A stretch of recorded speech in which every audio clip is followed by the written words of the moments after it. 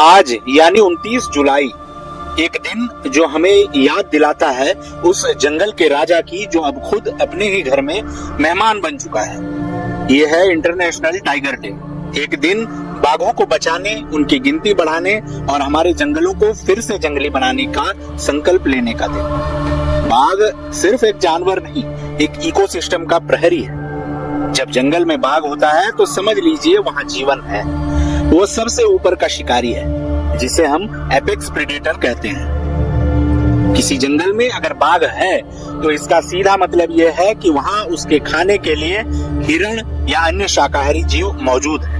और अगर उस जंगल में हिरण या अन्य शाकाहारी जीव मौजूद हैं तो इसका सीधा सा मतलब है कि उस जंगल में वेजिटेशन की अच्छी खासी वैरायटी है, यानी कि वनस्पति का भरपूर प्रजातियां मौजूद है।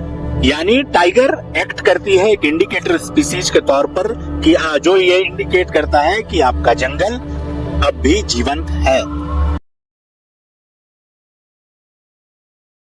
एक रिक्वेस्ट है कि प्लीज हमारे चैनल को थोड़ा सपोर्ट करें, सब्सक्राइब करें और वीडियो अगर अच्छा लगे तो लाइक और अपने दोस्तों के साथ शेयर जरूर करें।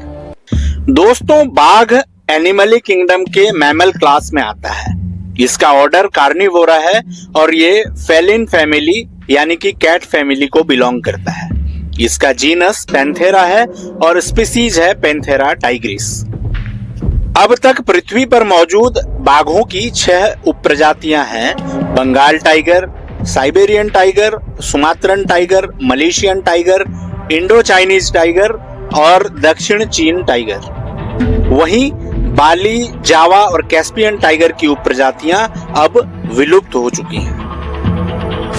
बाघ की शारीरिक बनावट यानी कि फिजिकल अपीयरेंसेस की बात करें तो लंबाई में नर बाघ 2.7 मीटर से 3.3 मीटर तक लंबा और वहीं मादा 2.3 से 2.75 मीटर तक लंबी होती है। कंधे पर बाघों की ऊंचाई 90 से 120 सेंटीमीटर तक हो सकती है। बंगाल टाइगर में नर के वजन की बात करें तो ये 180 से 260 किलो के बीच वेरी करता है। वहीं मादा 100 से 160 किलोग्राम के बीच होती है। बाघों के शरीर पर काली धारियां मौजूद होती है और यही काली धारियां एक बाघ को दूसरे बाघ से अलग करती है। जिस तरह इंसानों में हर इंसान का फिंगरप्रिंट अलग होता है, उसी तरह बाघों में हर बाघ के शरीर पर बनी धारियां एक दूसरे से अलग होती हैं। इसी से बाघों की पहचान की जाती है। 10 सेंटीमीटर तक लंबे कैनाइन दांत मौजूद होते हैं इनके जबड़ों में, जो मांस को फाड़ने के काम आते हैं। वहीं इनके नाखून मजबूत और अंदर पंजों के अंदर खिंच जाने वाले होते हैं। रात में बाघों के देखने की क्षमता इंसानों से 6 गुना ज्यादा होती है। और गति की बात करें तो छोटी दूरी के लिए 50 से 60 किलोमीटर प्रति घंटे की रफ्तार पकड़ सकता है। बाघ बहुत अच्छे तैराक होते हैं, जो कि फेलिड प्रजातियों के प्राणियों में एक दुर्लभ गुण है। बाघों के रहवास यानी हैबिटेट की बात करें तो बाघ उष्णकटिबंधीय वर्षा वनों से लेकर घास के मैदानों, दलदली इलाकों और पहाड़ी जंगलों तक में पाए जाते हैं। बाघों के व्यवहार की बात करें तो बाघ जो होते हैं वो अकेले शिकारी होते हैं, यानी कि ये सॉलिटरी एनिमल्स होते हैं। आमतौर पर अकेले शिकार करते हैं, रात को ज्यादा सक्रिय रहते हैं और मेटिंग सीजन के अलावा ये साल भर अकेले रहना ही पसंद करते हैं। इनके मुख्य शिकार में हिरण, जंगली सुअर, गौर और यहाँ तक कि मगरमच्छ भी शामिल है। इनके टेरिटरी की बात करें तो नर का क्षेत्र 60 से 100 स्क्वायर किलोमीटर या उससे अधिक भी हो सकता है। मादा का क्षेत्र छोटा होता है लेकिन बहुत ही ध्यान से चुना हुआ होता है ताकि उसके शावकों की सुरक्षा सुनिश्चित की जा सके। मादा बाघ 3 से 4 साल की उम्र में प्रजनन योग्य हो जाती है और 105 दिन के गर्भावधान के बाद एक बार में 2 से 4-5 तक शावक को जन्म देती है। दोस्तों, अगर हम बात करें कि 29 जुलाई को ही बाघ दिवस क्यों मनाया जाता है, तो बाघों की घटती तादाद को देखते हुए IUCN ने अपनी रेड लिस्ट में 1969 में बाघ को लुप्त प्राय श्रेणी में शामिल कर लिया था। IUCN के इस कदम ने अंतर्राष्ट्रीय समुदाय का ध्यान अपनी तरफ खींचा और फिर बाघ संरक्षण के लिहाज से साल 2010 में सेंट पीटर्सबर्ग में एक बाघ समिट का आयोजन किया गया। इस समिट में 29 जुलाई को अंतर्राष्ट्रीय बाघ दिवस के रूप में मनाने का निर्णय लिया गया। साथ ही इस सम्मेलन में बाघ की आबादी वाले 13 देशों ने ये वादा किया था कि साल 2022 तक वे बाघों की आबादी दुगनी कर देंगे।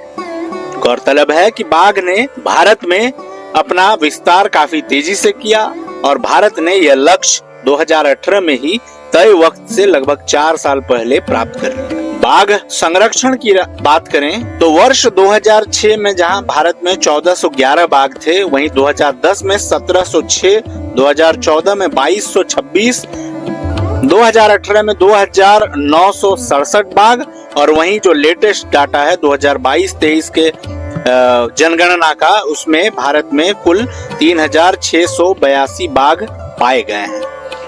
जो बाघों की कुल आबादी का 70% हिस्सा भारत में ही निवास करता है। भारत बाघों के संरक्षण के लिए हमेशा से ही प्रयासरत रहा है। टाइगर कंजर्वेशन के दृष्टि से साल 1973 में प्रोजेक्ट टाइगर की शुरुआत की गई। इसका उद्देश्य बाघों को शिकार, हैबिटेट लॉस और ह्यूमन इंटरफेरेंस से बचाना था। तब देश में कुल 9 टाइगर रिजर्व्स बनाए गए थे। उन 9 टाइगर रिजर्व्स में पहला जिम कॉर्बेट राष्ट्रीय उद्यान, दूसरा कान्हा नेशनल पार्क, तीसरा मानस नेशनल पार्क, चौथा पलामू टाइगर रिजर्व, 5वां रणथंभौर, 6वां शिमलीपाल, 7वां सुंदरबन, 8वां पेरियार और 9वां बांदीपुर में बनाया गया था। आज देश में कुल टाइगर रिजर्व की संख्या 58 है, जो 18 राज्यों में फैली हुई है। भारत का सबसे बड़ा tiger reserve Nagarjuna Srisailam tiger reserve है, वहीं सबसे छोटा बोर टाइगर रिजर्व है। भारत का सबसे पहला tiger reserve Jim Corbett tiger reserve है और जो नवीनतम यानी 58वां टाइगर रिजर्व बना है वो है माधव राष्ट्रीय उद्यान। बाघों के संरक्षण को लेकर एक और संस्था 2005 में गठित की गई, जिसे NTCA यानी नेशनल टाइगर कंजर्वेशन अथॉरिटी के नाम से जाना गया। यह बाघ संरक्षण की निगरानी और नीति निर्धारण की सर्वोच्च संस्था है। Camera trap, DNA sampling, radio collar आदि से भारत में बाघों की मॉनिटरिंग की जाती है। हर 4 साल में देश में बाघों की गिनती की जाती है, जो दुनिया की सबसे बड़ी वाइल्ड लाइफ सर्वे प्रक्रियाओं में से एक है। लैंडस्केप लेवल प्लानिंग हर लैंडस्केप के लिए अलग अलग की जाती है, जैसे कि कान्हा, पेंच आदि जगहों के लिए अलग प्लानिंग होती है। वहीं सुंदरबन के बाघों को बचाने के लिए, उनके संरक्षण के लिए अलग तरीके से प्लानिंग की जाती है, क्योंकि दोनों लैंडस्केप अलग हैं। ग्रामीण समुदायों को शामिल किया जाता है, जिससे स्थानीय लोग भी संरक्षण में भागीदार बने। टाइगर टूरिज्म से स्थानीय लोगों को रोजगार मुहैया कराया जाता है। इससे संरक्षण को सामाजिक और आर्थिक समर्थन मिला है।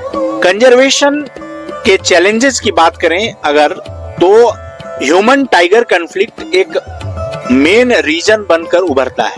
बाघों के इलाके गांव के नजदीक आते जा रहे हैं, या यूं कहें कि बस्तियां बाघों के रहवासों के और करीब चलती जा रही हैं। मवेशियों का शिकार या कभी कभी इंसानों पर हमला, जिससे कि तनाव पैदा होता है। ग्रामीणों में डर और कभी कभी बाघों की हत्या तक कर दी जाती है। वनों का क्षरण और खनन, यानी जिससे कि बाघों के आवास का क्षरण होता है, हैबिटेट लॉस होता है। हैबिटेट के बीच सड़कें, रेल लाइनें और माइनिंग प्रोजेक्ट आ जाते हैं। इससे उनके प्राकृतिक कॉरिडोर टूटते हैं और वे टुकड़ों में बन जाते हैं। पोचिंग और वाइल्ड लाइफ ट्रेड एक और चिंता का विषय है। बाघ की हड्डियां, खाल और अंगों की अंतरराष्ट्रीय ब्लैक मार्केट में भारी मांग है। चीन और दक्षिण पूर्व एशिया में पारंपरिक चिकित्सा में इसका इस्तेमाल होता है। क्लाइमेट चेंज हाल के दिनों में उभरता एक बड़ा चैलेंज है। खासकर सुंदरबन जैसे डेल्टा क्षेत्रों में समुद्र का स्तर बढ़ना, बाघों को अपना रहवास वापस से हर रोज चिन्हित करना पड़ता है। टाइडल इफेक्ट के कारण उनके जो मार्क्स होते हैं, टेरिटरी मार्क्स होते हैं, वो धुल जाते हैं। जिस कारण बाघों को एक नई चुनौती का सामना, एक अलग प्रकार की चुनौती का सामना सुंदरवन में करना पड़ता है। कई टाइगर रिजर्व में बाघों की संख्या ज्यादा हो गई है, अपने कैरिंग कैपेसिटी से ज्यादा हो गई है, जिससे टेरिटोरियल फाइट और शावकों की मौतें बढ़ रही हैं। नए सुरक्षित जंगल और कॉरिडोर बनाने की जरूरत है। कई ऐसे टाइगर रिजर्व्स हैं जहां बाघों की संख्या बहुत कम है या ना के बराबर है, तो ऐसे टाइगर रिजर्व्स में कैरिंग कैपेसिटी से ज्यादा मौजूद बाघ वाले टाइगर रिजर्व से बाघों को शिफ्ट करने की जरूरत है। टाइगर कॉरिडोर को संरक्षित और चिन्हित करने की आवश्यकता है। सामुदायिक भागीदारी बढ़ाने की आवश्यकता है, जिससे बाघ के साथ सह अस्तित्व पर काम हो सके। हाल के दौर में एआई और ड्रोन कैमरे से निगरानी बहुत जरूरी हो गई है। वन्यजीव अपराधों पर कठोर दंड का प्रावधान तो है,